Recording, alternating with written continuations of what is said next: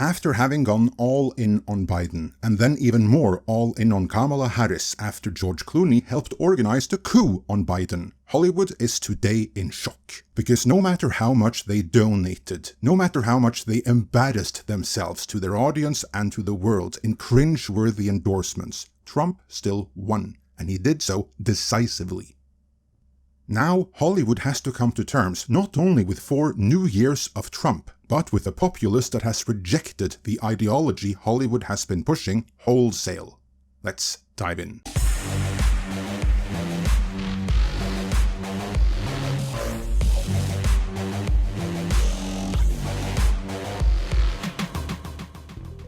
Going into Election Day, Barack Obama promised that, like in 2020, it would be days before the full results were ready. And he was right in that some states, unlike all other democracies on Earth, they will need a few days to conclude their official count. But it didn't matter, because in what can best be described as a landslide victory, Trump took enough electoral votes that those remaining states are now but a moot point, interesting only for the House race.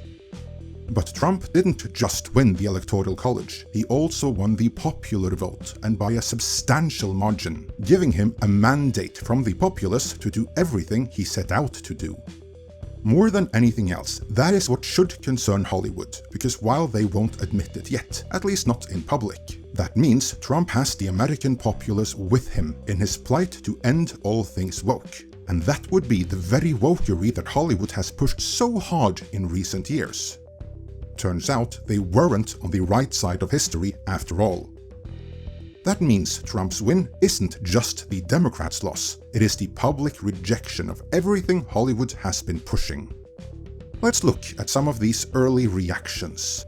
The Hollywood Reporter were among the first to share them. In their story, Hollywood reacts to prospect of second Trump presidency, a sign of deep nihilism, with the byline, the likes of Adam McKay, Yvette Nicole Brown, Paul Walter Hauser, John Cusack, Christine Applegate reacted to Donald Trump's inevitable win with a mixture of shock, anger, confusion, and mainly sadness. Which lets you know right away that these people live in a bubble, completely isolated from the world at large.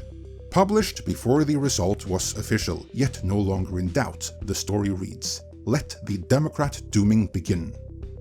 Hollywood went to bed on Tuesday night, dreading the prospect of Donald Trump winning the 2024 presidential election as the former president began racking up state after state. But there were perhaps still hopes of a 2020-style reversal on Wednesday morning, if the big swing states in the much-vaunted Blue Wall came through. Alas, the hopes were dashed after Wisconsin was called for Trump, clinching him his 270 electoral votes.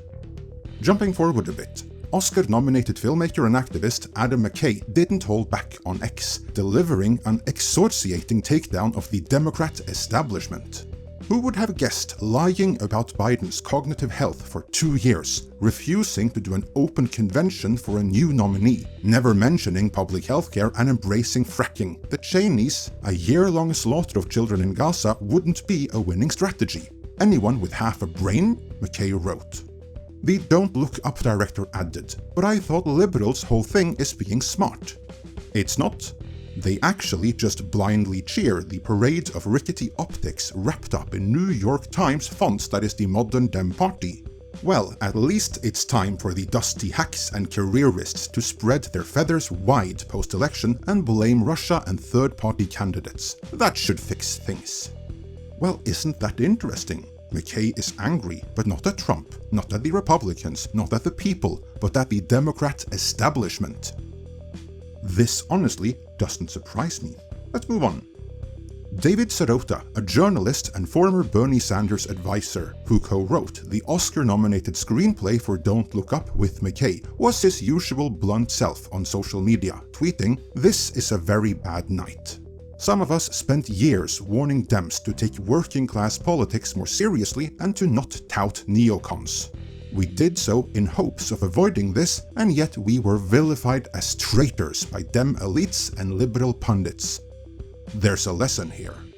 I know many were expecting the kind of rage and screaming and total meltdowns we saw when Trump first won in 2016, but honestly, I don't think we'll be getting as much of that this time around.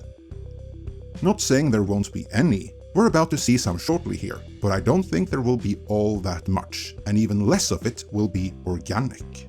You see, the world has already experienced a Trump presidency, and unless you are part of the aristocracy that benefited from the subsequent Biden-Harris administration, most people were in fact better off under Trump. There's a reason why so many who hated him in 2016 and voted against him in 2020 would crawl over broken glass to vote for him this time. And they saw right through this ridiculous hyper-partisan lie that he is this fascist hell-bent on ending democracy, something which not even the Democrats themselves ever believed.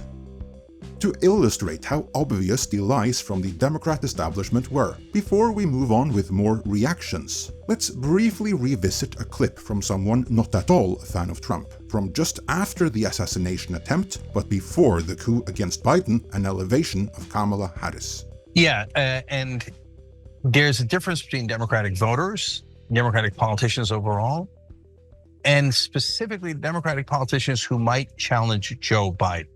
So apparently one of the things that has happened is that the people that could have challenged Joe Biden have now gotten nervous, and they believe after the assassination attempt that Donald Trump might win no matter what and no matter who.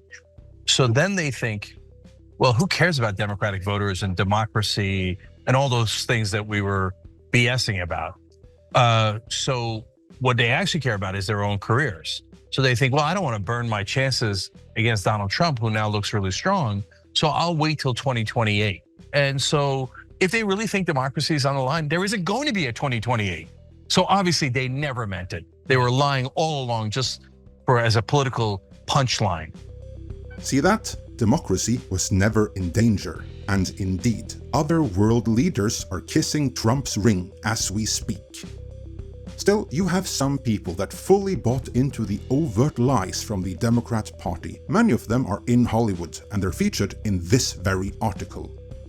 An exasperated Christina Applegate tweeted, "Why? Give me your reasons why. My child is sobbing because her rights as a woman may be taken away. Why? And if you disagree, please unfollow me."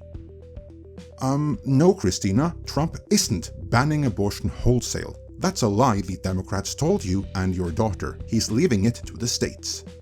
Since you're in California, don't worry, your daughter can sleep around without protection as much as she wants, and you'll still only have a cat for a grandchild. Blacklist founder Franklin Leonard was particularly active on social media on election night. Among his tweets, Leonard wrote on X, "Too many of y'all appear to have forgotten how absolutely wild the Trump years were. No, if you think really closely, you'll recall that the headlines were wild. The talking heads in the media, including the propagandists in the late-night talk shows, they were wild. But Trump's policies and statements themselves weren't wild at all."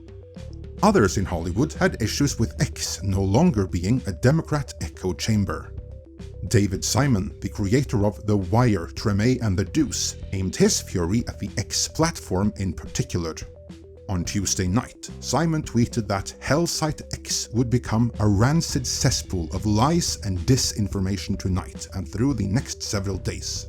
It was purchased and restructured for this precise purpose. Expect nothing less than a projectile vomiting of hype, falsehoods, and petulant rage, like he's demonstrating right here. And, of course, keep moving forward and toward the light. We can do this. On Wednesday morning, Simon had seemingly announced he was leaving the platform. Dormant account under present management of this social media site. So, some have progressed from Trump derangement syndrome to Musk derangement syndrome. Jumping forward a bit, John Cusack was similarly appalled, writing on X, "The fact that the country would choose to destroy itself by voting in a convicted felon rapist and Nazi is a sign of deep nihilism, to put it mildly." So he is evidently completely deranged, as is Philip Pullman, the British author behind the His Dark Materials books that have been adapted into movies and series, who wrote on X, "Goodbye America. It was nice knowing you." Yeah, it's hard when your chosen oligarchs lose power.